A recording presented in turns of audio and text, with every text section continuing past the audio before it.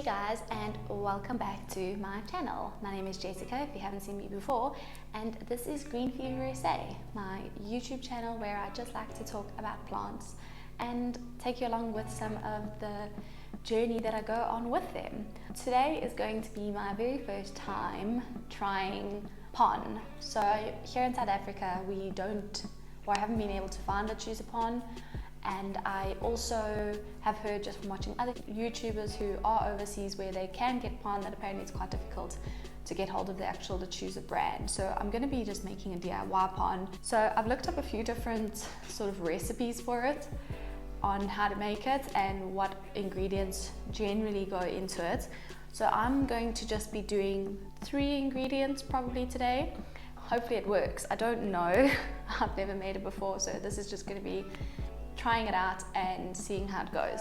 The first thing is pumice, which is the same or very similar to perlite, but it's much heavier. The recipe that I found, or the mix that I found, called for 4 parts pumice. I'll link everything down below so that you guys can see where I've gotten everything from. I got this from, I think it was Bonsai Tree, but I'll put their website below. And they have quite a lot of really cool stuff. This was what they said was the medium grade, which seems quite big, but we'll see how it goes. Maybe next time I need to get the small rather than the medium, because the next ingredient I also bought from them, and that is this lava rock. And this is also the medium, but it's very fine, so I'm a little bit worried. Do they offer it in, no, see, they only offer this in small and medium. But it's very fine, so we're gonna have to see how this works, because I'm going to need to rinse all of this, I think. And it looks very fine, so I'm quite worried actually, this might not work. And then the last ingredient is zeolite. So I've been struggling to really find a big bag of zeolite. This is literally the only one I've been able to find, which is 400 grams, but it is used in like aquariums for filtration systems. It's in a bag. I'm just going to cut that bag open and get it out. But I do think I need to go and rinse all 3 of these first, and then I'm going to pop them in the containers, and then I'm going to do the mix. And I'll let you guys know as I'm going along what I think. The other thing I also got, which is just in this blueberry container for now. This is activated carbon, which is basically just activated charcoal. So I might be putting a little bit of this in there as well. I'm gonna maybe try it, maybe not. I'm gonna see how it goes. Those are the 3 things and the potential 4th thing that I'm gonna be adding into this mix. First, I'm gonna go rinse everything off, and then we will go from there. Okay, so I'm now back. I rinsed all 3. I did it off camera just because I thought it would be a bit boring. Fortunately, I did rinse it off, and I suggest you definitely rinse it off, because the pumice and the lava rock were very dirty, very gritty, and all of that inside of your mix I think would cause issues. The zeolite was actually very clean, but I still suggest obviously cleaning that as well, because it doesn't matter. It depends on maybe the supplier you're getting it from or the brand you're getting it from. So the pumice, which was the medium size, I'm actually very chuffed with, and I do think that the size of this will work really nice. This medium size lava rock is very, I don't know how to even, is very fine and crumbly. So I'm quite worried about this. If I just shake it off, you can see how many sort of very small particles there are. So I'm a little bit worried about these. What I could have done is used a bigger sieve and tried to get a little bit more of the small pieces out, and maybe kept more of these pieces, but then I also felt like I wasn't going to have very much left. We're going to have to see with this. I'm not 100% sure or feel like 100% confident about this just yet. And then the zeolite is awesome. I love the look of this. This looks like what PON looks like from all the other YouTubers that I've sort of seen. So quite chuffed with this and this, skeptical on this. The recipe that I found online, which was the very first recipe I found, called for 4 parts of the pumice, 2 parts of the lava rock, and then 1 part of the zeolite.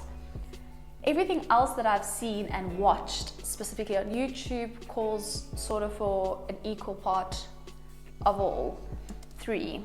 And so the reason I'm actually going to be sticking with the original recipe that I found, that was 4 to 1 is because obviously I haven't been able to locate like a bigger bulk of the zeolite, and the zeolite is quite expensive for how much I'm getting at the moment. So this is sort of, you know, 200 rands worth of zeolite, whereas this is 200 rands worth of pumice and sort of 200 rands worth of lava rock. I'm going to see how it goes. I'm going to mix up the 4-2-1 and see if I like it. And I might also put in leca if I decide that maybe that is something I feel will help, especially with this. I am going to put you guys closer while I mix this up so that you can sort of see, and I'm not going to be talking, it'll just be a little bit of a fast forward through all of this.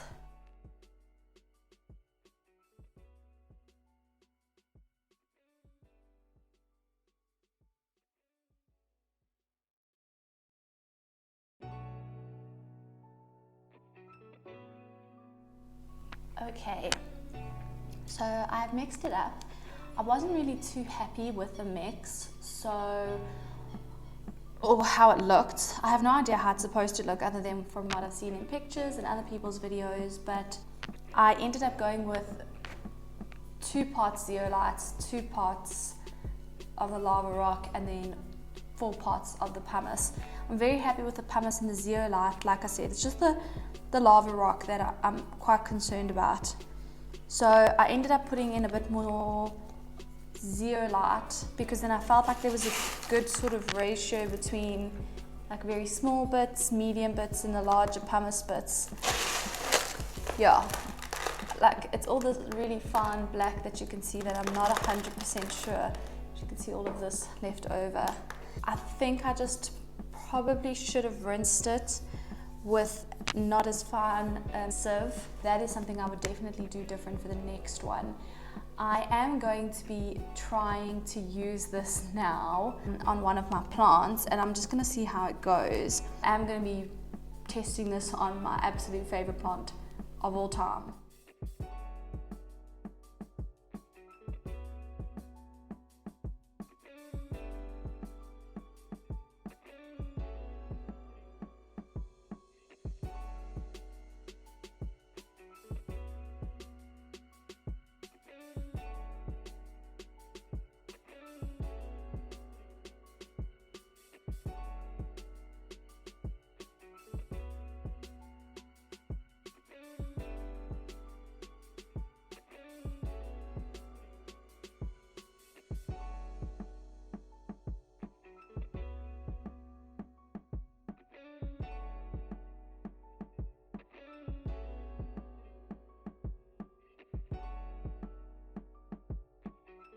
So this is my Villanorium, my Anthurium vulnarium, I'm not sure how it's pronounced. This is actually one of my prized plants. This is the first leaf it gave me in my care, and then this awesome one, really awesome one. It's so nice and big. It's just they fall over each other, like they don't, I don't know, it doesn't sit nicely with each other, if that makes sense. But this really awesome, nice big new leaf is the latest one I got from him. He's a little bit damaged on the side over here, but he struggled to get out a little bit past sort of this leaf and this leaf, like they were all squished up against each other. The reason that I wanted to put him in the PON, and the reason I'm actually trying PON is for this gorgeous guy, is that when I first got it, it actually had root rot. So it was in soil and it had root rot, so I immediately took it out and I just, I knew it was going to go in leca or something like that, so I just popped it into moss to let it grow some new roots. It's obviously grown a nice amount of roots now, and it is doing really well. It's given me 2 leaves, it's given me 2 flowers. I also have another leaf. If you look in this petal over here, you can see the new flower coming, and if you look in this little section over here, that is the new leaf coming. So he's doing really well, and the reason why I wanted to do it now is he does need to come out of the moss. It's not a substrate I wanted him to stay in, so he needed to come out of the moss, and because he's got a new leaf on the way, I kind of wanted to do it before the leaf starts merging. So you know, we might lose some sizing in the leaf, but that's fine. And what I did is chop off, there was quite a nice large section of the chunk at the bottom that I felt comfortable chopping. So yeah, you saw me chop that. So I chopped that, and that other chunk I will probably be popping back into moss. But I'm just using this tissue to try and dry this guy up a little bit before I pot it up. So I'm gonna start working on the potting now. I'm also gonna be cleaning it a little bit up a little bit in terms of taking off some of the old sheaths and just cleaning up where I can, just so that this guy can callus over. I'm gonna give it about sort of an hour. I have taken the Unfortunelty out. It is now dried, maybe dried too much, because as you can see the roots look a little dry, but it's only been an hour, so I'm not too worried. It hasn't quite calloused over, but I don't really want to leave it for too much longer, and yeah, pretty much that. So all I'm going to do is I'm going to be filling, this is the container that I'm going to be putting it in. So I'm going to grab the PON. And what I like about the option of PON and why I do want to try it is because you can use it in a semi-hydro environment where it will work the same as leca, where it can have a little water reservoir and it can grab water whenever it wants. Or you can use it as a soil substitute in the same way that you would use soil, and you can let it dry out and then water it as you would soil. So you would, you know, however often that plant needs watering, maybe somewhere between 5 days and 2 weeks, depending on the plant, then you would only water it then, and you'd give it a full water, let it run through like soil, and then let it dry out. Depending on the plant, obviously some plants don't like to dry out fully. I'm gonna try not talk when I'm like pouring. So one of the biggest reasons why I do want to try the PON for specifically my Anthuriums is because, let's hope this fits, is because I do want, I need something, this guy is so difficult to work with, I'm not gonna lie, because of his long leaves. Like you can't like put him down because this pot's a bit short. So this is that carbon that I was telling you guys about. I don't think you can see because it's reflecting. I've just popped him into a different container because that other lid had some holes in it the carbon could fit through. So I'm going to put like literally the tiniest little pinch in the bottom of this PON mix. And the point of the charcoal is to kind of pull out toxins. So I'm only going to put it in the bottom, and we're just going to see how it goes. I've never used it before, and I've never used it in soil or leca or anything. So this poor plant is getting, yeah, maybe I shouldn't have tested everything on my favorite plant.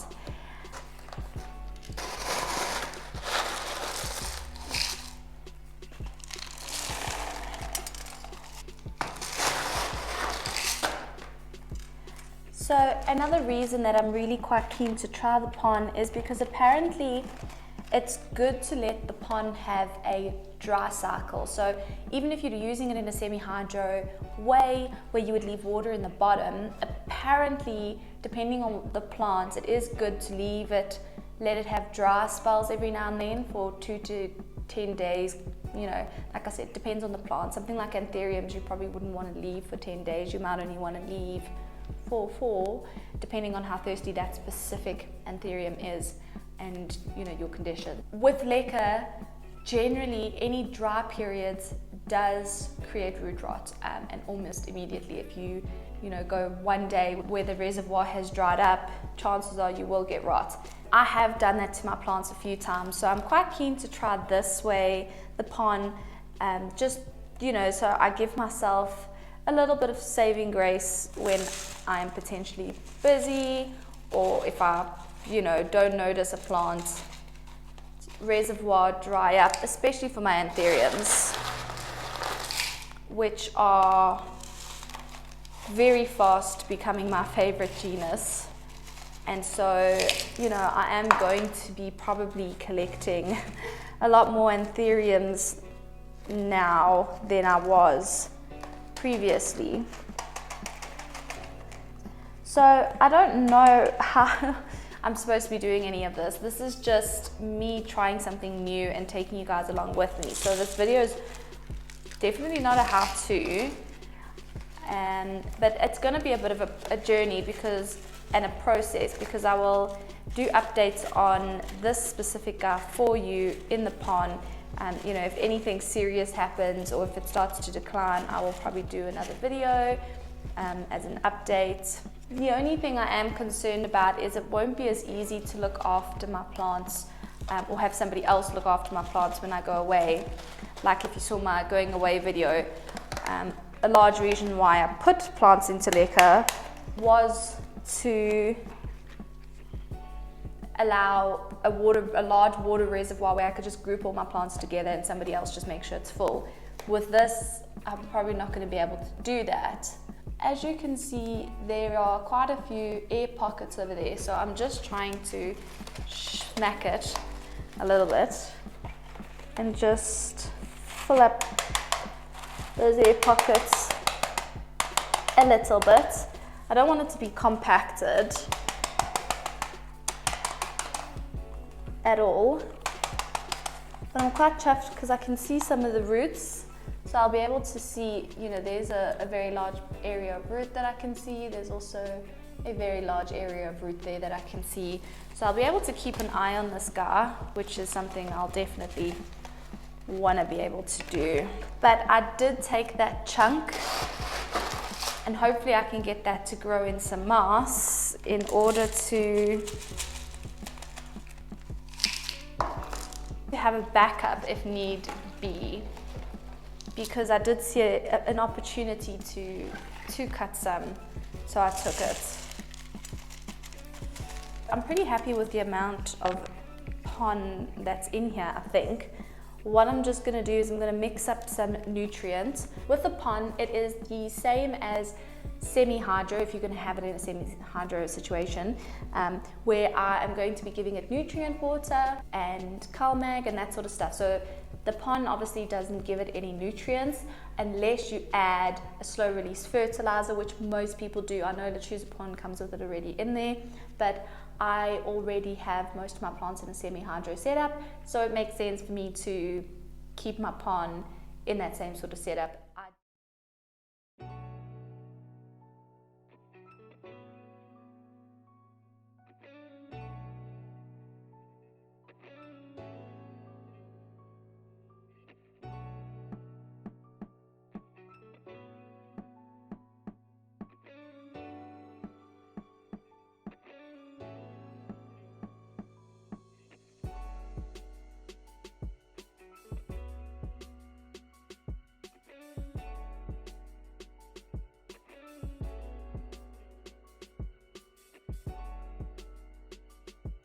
That sort of wraps it all up for this video and for this plant. I think I might have actually filled it up, the reservoir, maybe a little bit too much. I filled it up to about here, and the roots sort of start right above that, but I felt like because this plant had been growing in moss, these roots are very much water roots, I just thought I would rather give it a little bit extra. This medium is very heavy, which I do quite like as well. And then I have potted up the chunk in a little bit of moss, or quite a lot of moss, but that's been soaked in a little bit of the nutrient water and CalMag as well, just a tiny bit, just to help it. And he's basically just sitting right on top. I'm going to pop these two back into the cabinet and let them start growing, and I will give you guys an update whenever I have one. Thank you for watching my video today. I really hope you enjoyed it. It wasn't a how-to by any means, it's just me trying out a new substrate. It's something I've never done before, and it's something that I'm quite excited to try. I know that there are a lot of YouTubers who are really enjoying this medium and have been doing it for a long time, so I'm excited to see which I prefer. Thank you guys so much for watching. I really hope you enjoyed this video. If you did, then please do consider liking and subscribing, and I hope to see you in the next video. Bye guys.